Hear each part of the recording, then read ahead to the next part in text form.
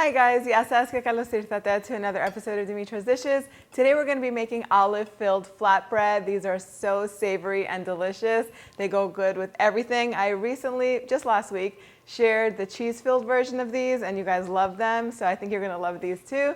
Let's get started. Okay, we're going to begin by making the dough. So in my mixing bowl, I'm going to add the dough hook attachment in a second. I'm just going to add 2 cups of lukewarm water, 2 teaspoons of granulated sugar, 1.5 teaspoons of active dry yeast, and 1/4 cup of flour. And I'm just going to give it a little mix and let it sit for about 8 minutes until the yeast is active.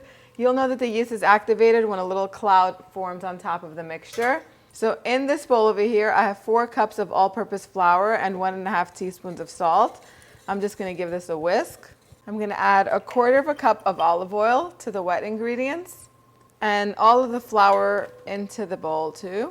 And I'm just going to let this knead for 10 minutes on low speed.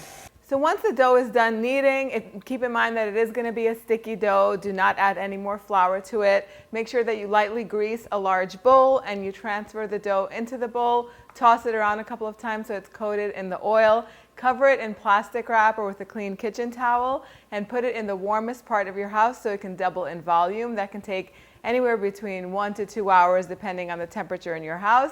Once you set that aside, you can get started on making the filling. So for the filling, go ahead and finely chop a large onion and go ahead and put it in a pan with about 1/4 cup of olive oil and a little pinch of salt. Cook the onion until it's nice and soft and golden. And then you also want to finely chop some scallions.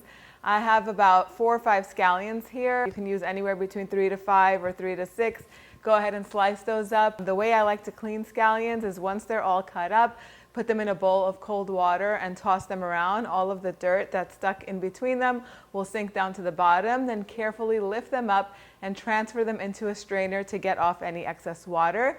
Add the scallions to the pan and just warm them through for a minute or 2. Take it off of the heat, and now we're going to continue making the filling. You're going to need an assortment of olives. You need about 8 to 10 ounces of them. You can use any of your favorite pitted or even stuffed olives. Kalamata olives are a favorite of mine.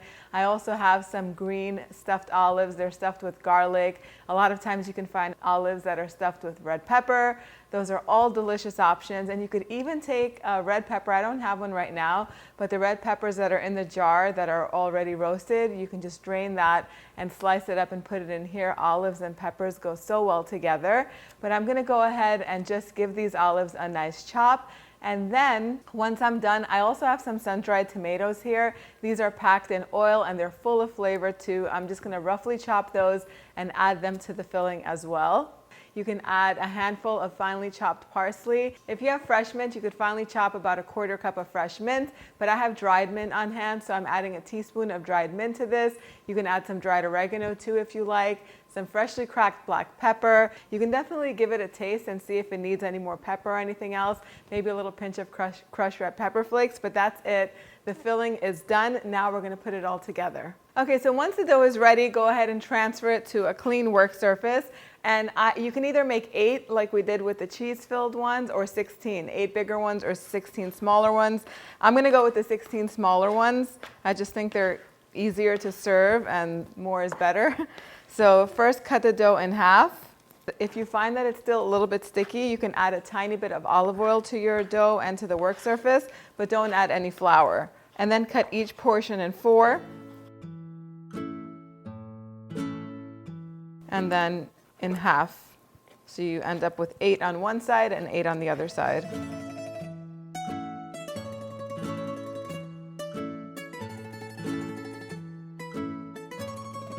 Now we're going to shape all of the portions into flat rounds. Now, if the dough is at room temperature as it should be, you're going to see that it spreads out so easily just by pressing it lightly with your fingers. You just want to get it nice and flat without it getting transparent. That's how you know you've gotten too far. And I'm going to do this with all of the rounds just because it's easier to fill them first than to fill one by one, because I don't know if you're like me, what I do is I put less in the first few, and then, because I always feel like I'm going to run out of filling, and then the last few will be loaded with filling. So I want them to all have an equal amount of filling, and that's my way of ensuring that that happens.